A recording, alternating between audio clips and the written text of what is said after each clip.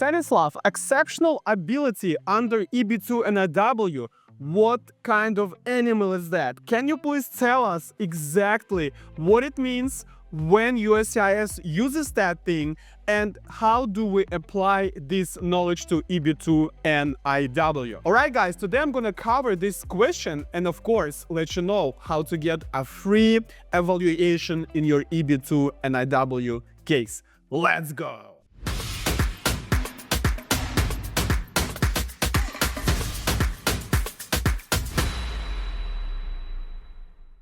Hello, my dear friends, I'm Stanislav Shamayev, a licensed business immigration and corporate attorney in Miami, Florida.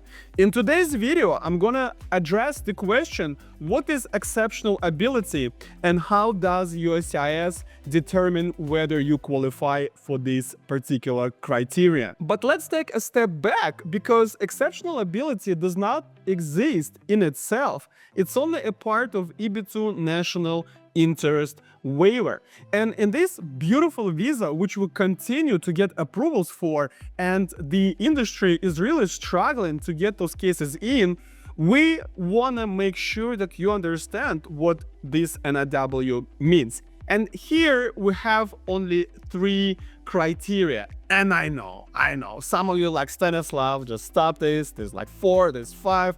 Sure. Whatever criteria you guys can count, I just want to make sure you understand, okay? I don't care about how many criteria is in the law. What I care is if the way I explain encompass all that and it's easy for you to comprehend. So I give you 3 criteria: the education, the endeavor, the project in a national interest, and the well-positioned, okay? So as long as we get those things covered, we're gonna get you approved for EB-2 NIW. And of course, today we're gonna focus on the first criterion, the education or exceptional ability. And you wanna ask, Stanislav, why do we need to use exceptional ability if I'm gonna use my education? And this is a beautiful question. We're not gonna use exceptional ability if we have bachelor's and 5 years of experience or a master's degree.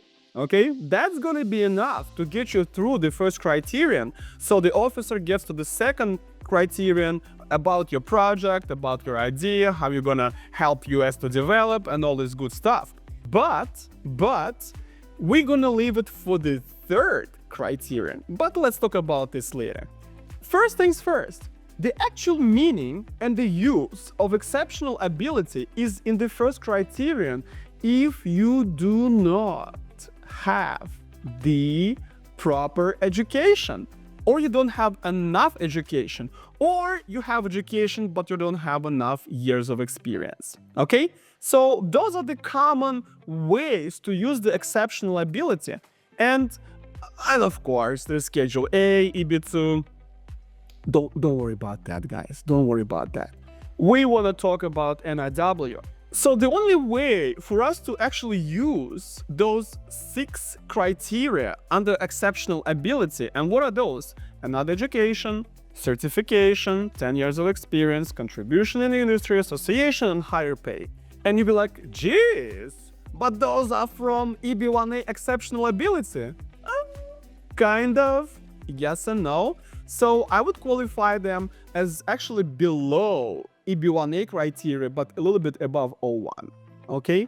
And then you're like, okay, but O1 and EB-1 are the same criteria. Almost, but the way USCIS looks at them is totally different, okay? So EB-1A extraordinary ability, EB-2 NIW exceptional ability, extraordinary ability under O1, okay? That's how I see that. And guys, I have 10 years of experience, so I kind of have that feeling, that vision that some don't. So now we're gonna use those exceptional ability, and we gotta prove 3 out of the 7. And you're like, Stanislav, it's 6, not 7. Yes, it's 6, and 7 is an alternative.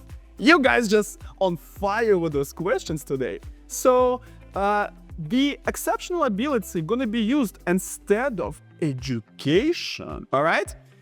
But if you don't have that education, bachelor's and 5 years and master's, probably EB-2 NIW is not for you. Because we can use that, and the law provides for that. But the immigration officers don't like to see that. They want to see highly qualified people for EB-2 category. So then you ask, why do they exist at all? Well, for two main reasons, and one of them is hidden. Only I know that, and I use that in my corporation. So the first reason is sometimes I use education and exceptional ability in alternative. Why? Because let's say you have a marketing degree and I'm using it for business, and I may see one crazy officer says that marketing is not business. He's probably wrong, but we cannot sacrifice the client's case because we think that someone is stupid. And I don't think immigration officers are stupid, but sometimes they lack a little bit of a capability. So that's the first one. But the one where I usually actually go heavier on exceptional ability is actually in the third criterion, which is well-positioned. And you'll be like, wait a minute, how do you connect exceptional ability and well-positioned? Well, that's the way we do this, because the way they structure those exceptional abilities, and I already counted those 6 criteria, they actually fit perfectly to prove that you have enough in your career to implement your endeavor, your project. So those 10 years of experience, a different education, certification, your contribution in industry, your higher pay, I'm using those structured in a well-positioned. And guys, works beautifully, okay? It works beautifully.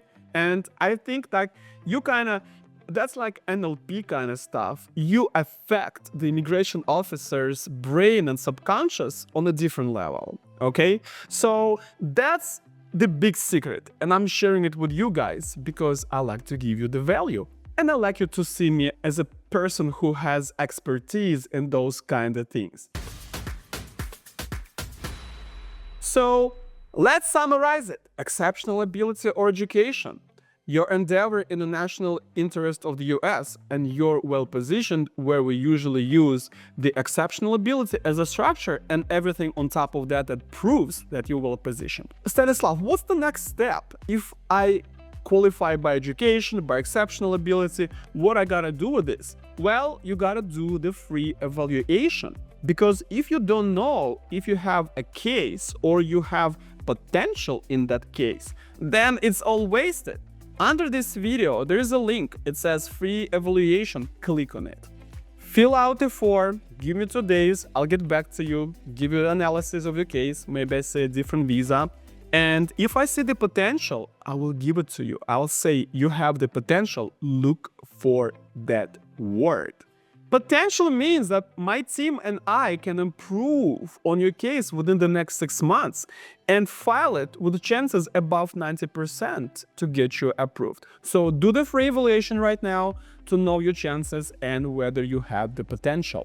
Now, is it enough to prove all 3 criteria and maybe more by law, but all those things together and get approved? And the answer is, of course, no. Okay? The answer is no. Why? Because, guys, EB-2 NIW is so subjective that when the immigration officer determines that all those things are good in place, he or she may still deny, because EB-2 NIW is totally discretionary. Okay? Totally discretionary. In other words, does the officer like your case or not? If they like it, you greenlight it. If they don't, you know what it means. So practically, it means that we have to show to the immigration officer not only all those things, but make them like you and make them like your case. And for that, we need to bring emotion, your life, who you are, and a little bit of a background on you, and that's how we do it very elegantly. And also the designer puts nice pictures. Make your petition looks like it's live, okay? So that's what we do. A few secrets were released today, guys, but again, for your benefit, get that free evaluation. Ask me questions under this video, comment on it. Of course, subscribe to my YouTube channel if you have not. We also have Telegram channel, we have the Instagram, Facebook, X, all those social media platforms. My name is Stanislav Shamayev. I'm a lawyer of the future. Your future begins here. Good luck.